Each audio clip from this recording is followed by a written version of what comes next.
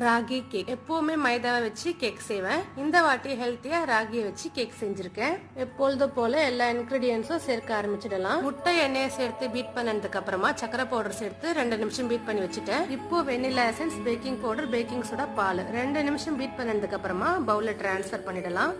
எப்பவுமே மைதா வச்சு தான் கேக் செய்வேன். இந்த வாட்டி ராகி யூஸ் பண்ணிருக்கேன். 1 கப்பு கிட்ட பீட்டர் இருந்துச்சுன்னா ஒரு 5 நிமிஷம் நல்லா பீட் பண்ணிக்கிட்டே இருங்க. நல்லா ஃபோமா ஃபிளஃபி ஆனதுக்கு அப்புறமா கேக் டின்ல டிரான்ஸ்ஃபர் பண்ணிடலாம். இந்த வாட்டி அவன் இல்லாம தான் நான் செஞ்சுக்கிட்டு இருக்கேன். ஸ்டவ் லோ ஃப்ளேம்ல இருக்கட்டும். பேன்ல வயர் ஸ்டாண்ட் வச்சுட்டு அதுக்கு மேல கேக் டின்னை வச்சுட்டு ஃபுல்லா காத்து வெளியே போகாத அளவுக்கு ஒரு 60 மினிட்ஸ் கவர் பண்ணி விட்டுருங்க. 60 மினிட்ஸ்க்கு அப்புறமா பார்த்தீங்கன்னா ரெடியாகி வந்திருக்கும். இப்போ இதை நல்லா ஆற விட்டுறலாம். ராகில செஞ்ச மாதிரியே தெரியல, பார்த்தீங்களா? நல்லா சாஃப்டா ஃப்ளஃபியா வந்திருக்கு.